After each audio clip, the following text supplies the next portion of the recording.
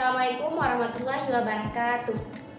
Perkenalkan, nama saya Agus Susanti. Saya mahasiswi program Diploma 3 Kebidanan Universitas Al-Muslim. Saya akan melakukan tindakan penanganan untuk dispepsia bahu. Mari teman-teman silahkan menyaksikan video saya.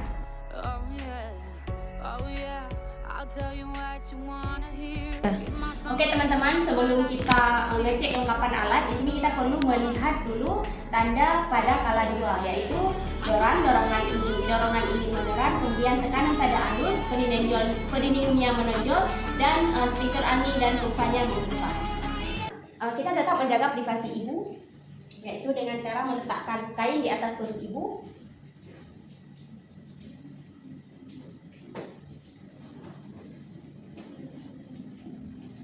Selanjutnya jangan lupa untuk meletakkan underpad di bawah kaki ibu.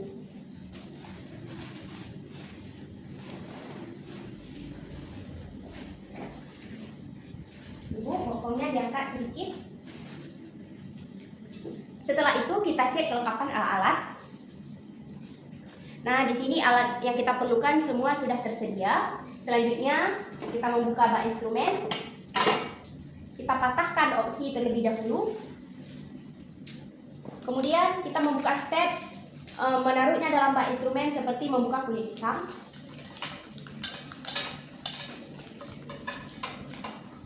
Dan jangan lupa membuang sampah dalam tong sampah. Selanjutnya yang kita lakukan adalah memakai APD lengkap.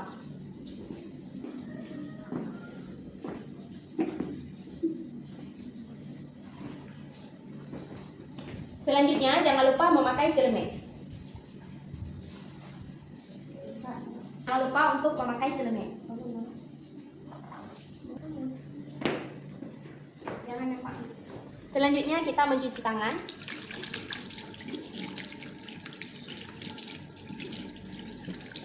Oke, tangan merah. Keringkan dengan handuk bersih.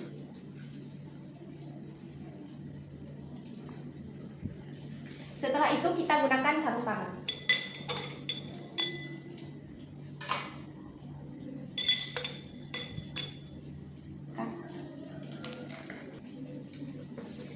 Setelah kita menggunakan sarung tangan sebelah kanan, selanjutnya kita menghisap opsi. Keluarkan udara, lalu jangan lupa membuangnya dalam safety box. Lalu menutup opsi, lalu menaruhnya di dalam bak instrumen. Selanjutnya kita akan melakukan pemeriksaan dalam, namun terlebih dahulu kita perlu mendekatkan alat-alatnya. Di sini ada bengkok. Kemudian ada kapas DTT, dan selanjutnya ada air DTT. Kemudian kita dekatkan alat-alatnya terlebih dekat lagi, misalnya ada setengah kohor untuk kita pecahkan air ketuban, lalu kita memakai sarung tangan sebelah lagi. Pemeriksaan dalam, namun sebelum kita melakukan pemeriksaan dalam, terlebih dahulu kita melakukan vulva hygiene dengan 3 langkah. Yang pertama kita ambil kapas DTT. Tangan kiri membuka bagian labia, kemudian kita usapkan labia mayora bagian kiri, lalu kita buang kapasnya, kemudian dilanjutkan dengan mengusap labia mayora dan minora bagian kanan, lalu kita membuang kapasnya, lalu dilanjutkan dengan mengusap dari atas simfisis hingga ke anus. Oke, setelah selesai kita membersihkan vulva, selanjutnya kita akan melakukan pemeriksaan dalam, yaitu dengan cara meminta ibu untuk menarik nafas, lalu kita masukkan jari yang paling panjang, jari tengah. Setelah sampai, lalu kita telusuri dengan jari telunjuk.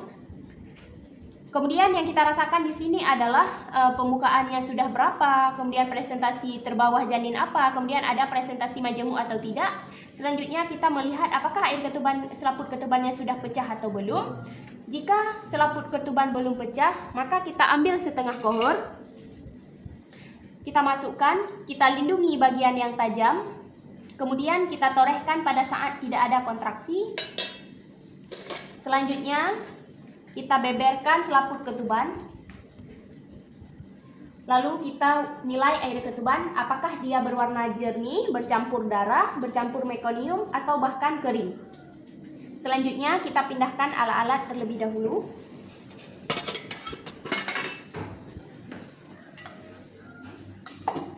Selanjutnya membuka sarung tangan, mencuci tangan dalam larutan klorin dan membuka handscoon secara terbalik.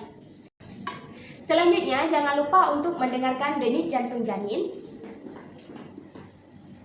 Terlebih dahulu kita harus menentukan bagian dari janin, apakah dia puka ataupun puki. Selanjutnya, langsung saja kita dengarkan denyut jantung janin selama 1 menit penuh.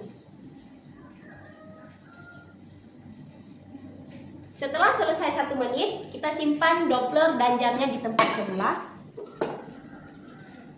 Selanjutnya kita melakukan konseling kepada ibu yang bahwa pembukaan ibu sudah lengkap, kemudian air ketuban juga sudah kita pecahkan dan denyut jantung janin dalam keadaan normal. Normalnya denyut jantung janin yaitu 120 sampai 160 kali dalam 1 menit. Kemudian kita tanyakan siapa yang akan menemani ibu pada saat proses persalinan nanti. Kemudian kita minta keluarga untuk memberikan support kepada ibu. Kemudian boleh juga ibu untuk makan dan minum.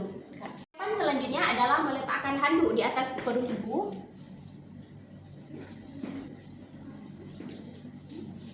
Selanjutnya meletakkan kain di sepertiga bokong ibu.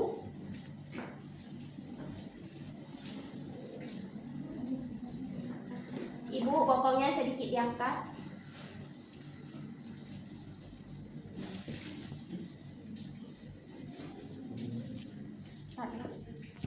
Selanjutnya, apabila kita sudah meletakkan handuk di atas perut ibu dan kain di sepertiga bokong ibu, kita menggunakan sarung tangan terlebih dahulu.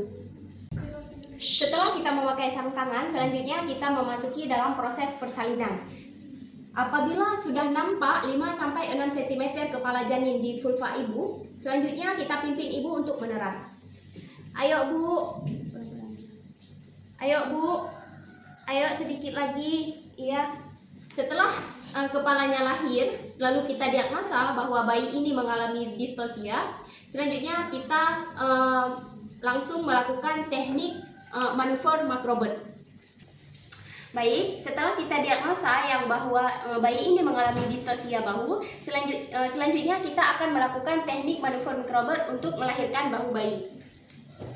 Yang pertama, kita mengangkat kaki ibu sampai setinggi dada.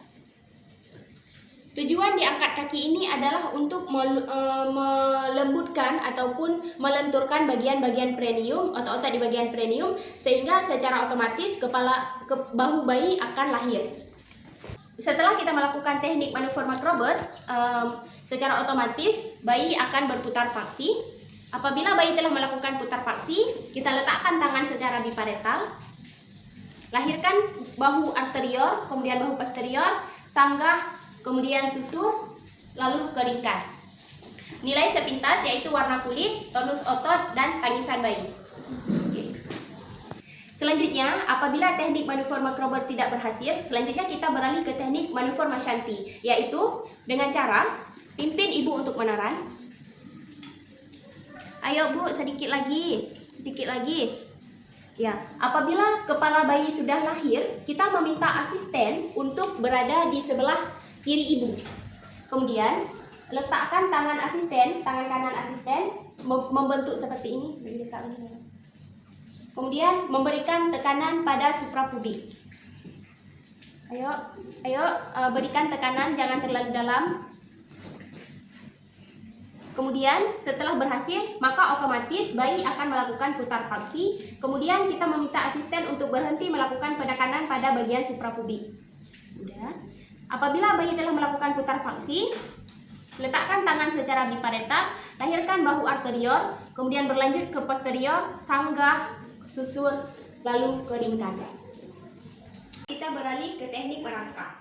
Nah, apabila kepala bayi sudah lahir seperti ini, tangan kiri memegang bagian dagu janin, bagian dagu bayi. Selanjutnya kita meminta ataupun membantu ibu untuk merangkak. Berputar. Setelah ibu dalam posisi merangkak seperti ini, otomatis bayi akan melakukan putar paksi.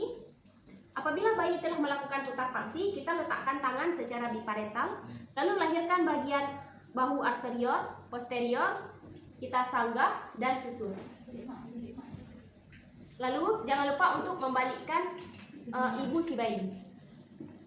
Lalu kita letakkan di atas handuk. Jangan lupa untuk mengeringkan. Kita nilai warna kulit, tanisan, dan tonus otot. Kita berlanjut ke teknik Musdro manuver, yaitu apabila kepala bayi sudah lahir, kita masukkan jari, telusuri bagian klavikula, lalu kita putar bayi hingga bahu depan menjadi bahu belakang.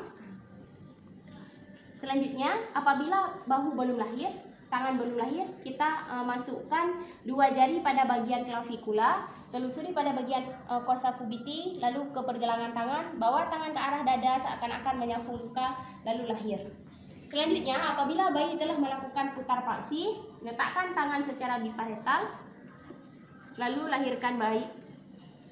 Sanggah, susur, lalu keringkan.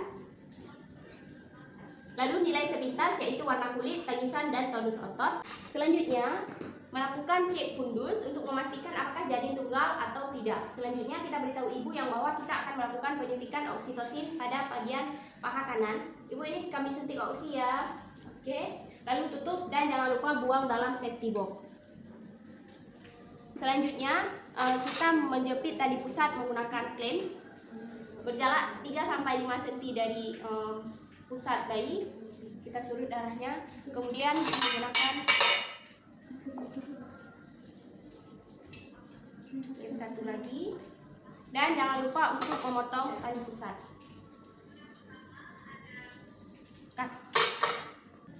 Lalu kita ikat pada bagian yang sudah kita potong.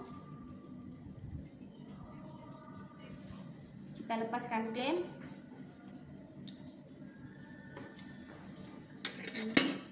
Di dalam bengkok bayi. Kalau ada topi, kita memakaikan topi kepada bayi. Lalu kita minta ibu untuk menyusui bayinya. Untuk bayi kita melakukan IMD. Setelah itu kita melihat tanda-tanda kala 3, yaitu uterus membundar, perdarahan tiba-tiba, dan tali pusat yang semakin memanjang. Apabila klem terlalu jauh dan tali pusat terlalu panjang, maka dekatkan klem sekitar 5 cm di depan kurva. Lalu selanjutnya lakukan peregangan dengan satu tangan kiri dalam posisi dorsokranial. Kita lahirkan. Apabila plasenta telah lahir sebagian, kita tampung, lalu memutar searah jarum jam. Lalu kita tampung dan memutar searah jarum jam. Lalu kita masukkan dalam baskom. Selanjutnya, tangan kiri tetap melakukan masase selama 15 detik sambil tangan kanan melakukan pengecekan pada bagian kotiledon maternal dan fetal. Selanjutnya kita pindahkan kum ini. Selanjutnya kita tetap mengajari keluarga untuk melakukan masase. Selanjutnya kita lanjut membersihkan ibu. Ulang. Selanjutnya kita mengecek apakah terjadi laserasi menggunakan kasa steril. Kita dep di bagian perineum ibu. Bila tidak ada, kita buang dalam bengkok. Selanjutnya kita membersihkan ibu. Kita bersihkan darah-darah yang ada di paha ibu.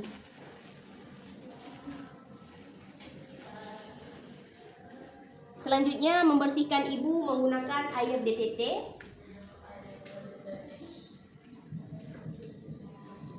Selanjutnya kita memakaikan pampers ibu.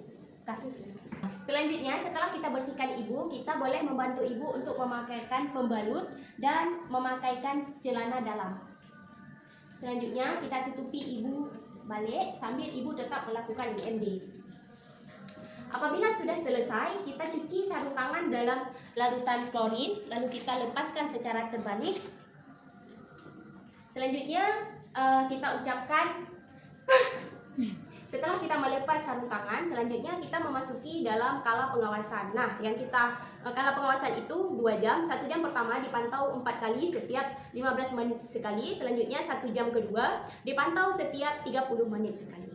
Selanjutnya baru kita mengajari ibu untuk melakukan IMD dan juga memenuhi kebutuhan si bayi seperti kita suntikan Vitka untuk mencegah perdarahan dan suntik imunisasi HB0 untuk mencegah penularan penyakit hati. Selanjutnya baru kita mencuci alat-alat, merendamnya dalam larutan klorin dan melakukan sterilisasi alat. Sekian video tindakan distosia bahu dari saya. Mohon maaf bila banyak kesalahan. Wabillahi taufiq wal hidayah. Assalamualaikum warahmatullahi wabarakatuh.